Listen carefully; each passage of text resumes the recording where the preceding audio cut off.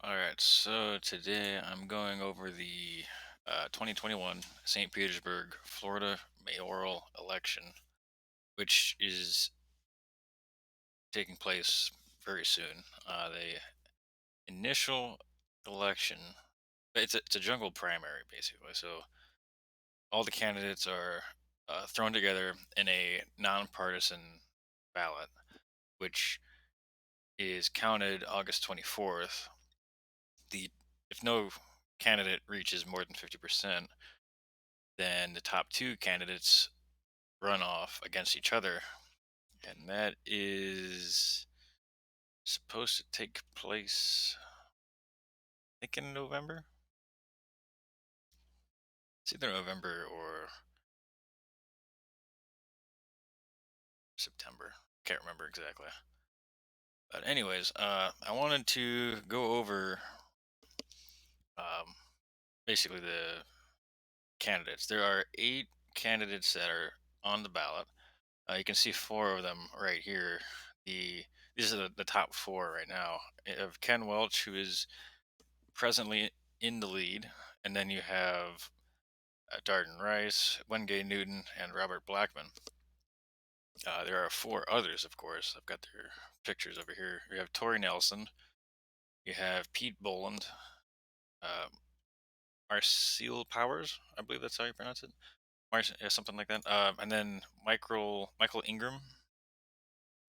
These 8 people are all running against each other. Um, so first, I want to go into their backgrounds, I guess.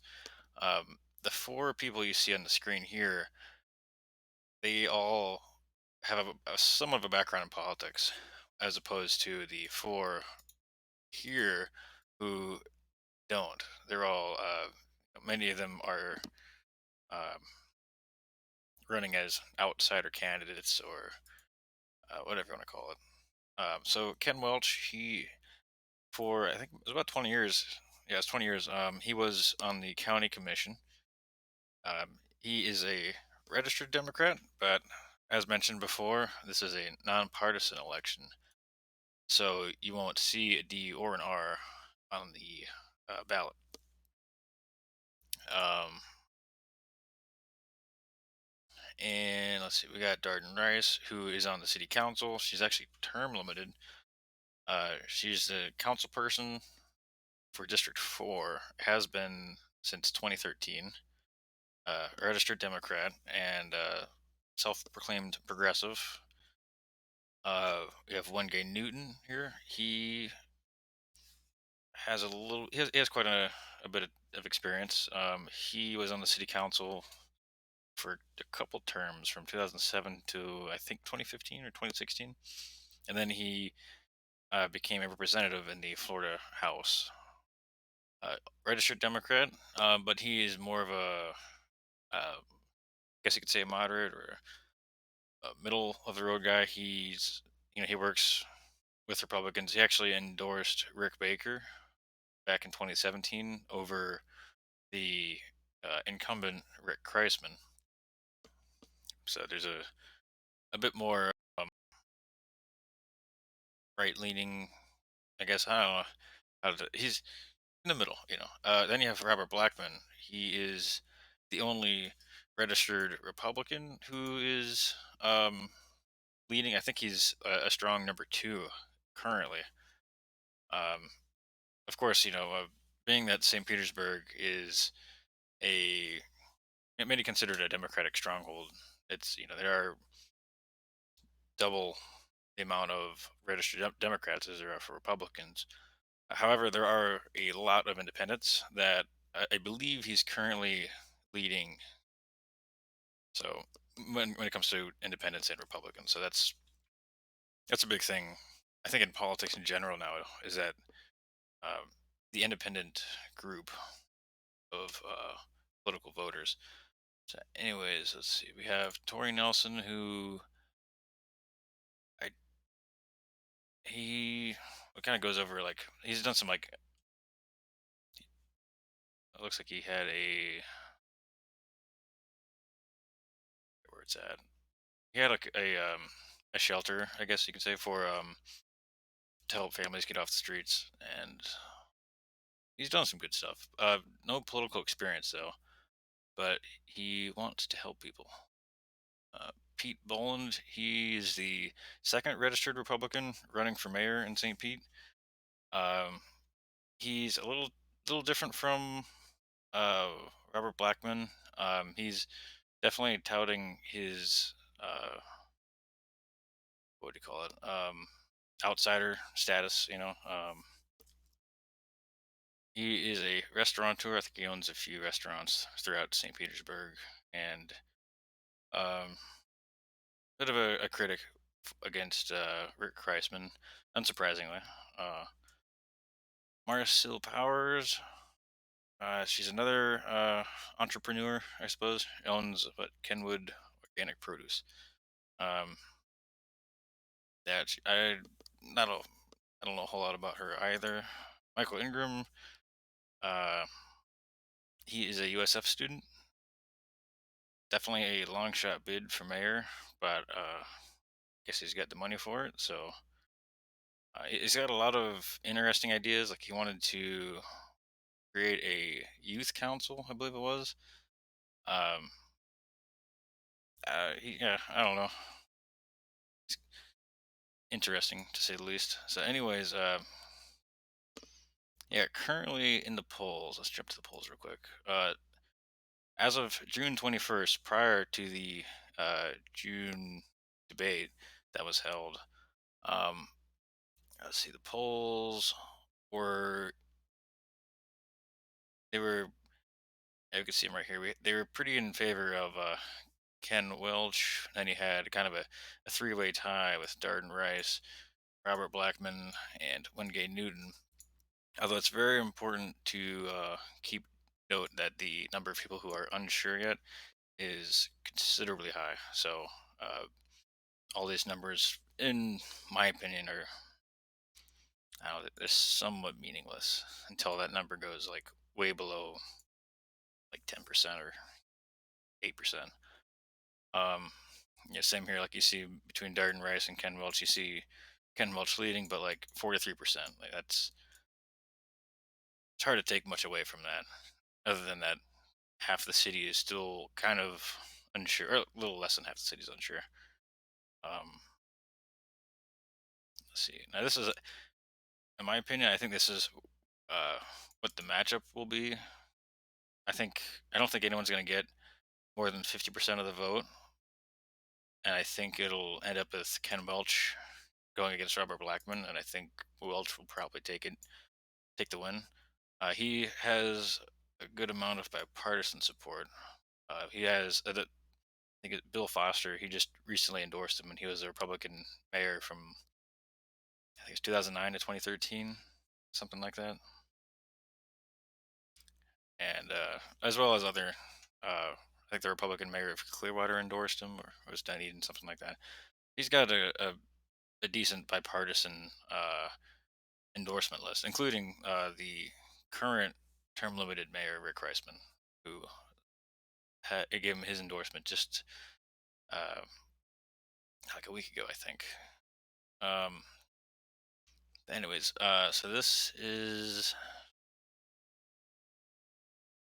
yeah, so it's yeah, that number's that needs to go down some quite a bit. And then this is the most recent polling. This came out just a couple days ago.